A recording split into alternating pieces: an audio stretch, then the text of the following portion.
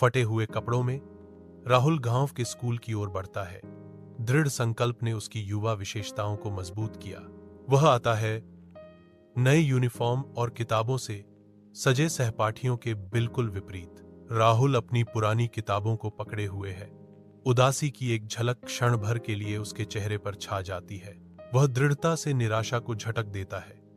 उसका ध्यान सीखने के वादे पर केंद्रित होता है। स्कूल की इमारत लड़के के लिए उम्मीद की किरण के रूप में ऊंची खड़ी है। ज्ञान का वादा उस पर हावी हो जाता है, जो उसकी थकी हुई उपस्थिति के विपरीत है। एक लालटेन की मंद रोशनी में राहुल एक किताब में डूब जाता है।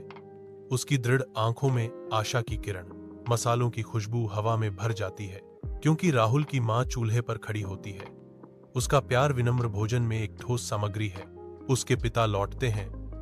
उनका थका हुआ चेहरा दिन भर की मेहनत से उकेरा गया है, जो उनके संघर्ष का मूक प्रमाण है। राहुल युवा महत्वाकांक्षा से प्रेरित होकर घोषणा करता है, मां, मैं एक आईएएस अधिकारी बनूंगा और इस गरीबी को मिटा दूंगा।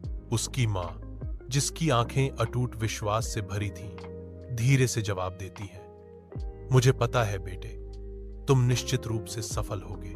छोटे से स्थान में एक शांत दृढ़ संकल्प भरा हुआ है। परिवार उज्जवल भविष्य के अपने सपनों में एकजुट है।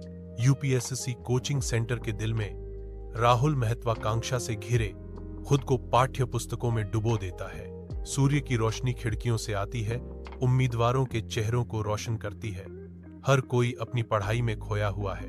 रात दिन में बदल जाती है और दिन वापस रात में, क्योंकि राहुल लगातार अपने सपने का पीछा करता है। असफलता एक छाया डालती है, क्योंकि बार बार की असफलताएं राहुल के कंधों पर भारी पड़ती हैं। फिर भी उसकी आंखों में दृढ़ संकल्प की एक चिंगारी फिर से जागती है, जो उसकी आकांक्षाओं की स्मृति से प्रेरित है। नई ऊर्जा के साथ राहुल अपनी मुद्रा को सीधा करता है और फिर से तैयारी में जुट जाता है, फिर से लड़ने के लिए तैयार।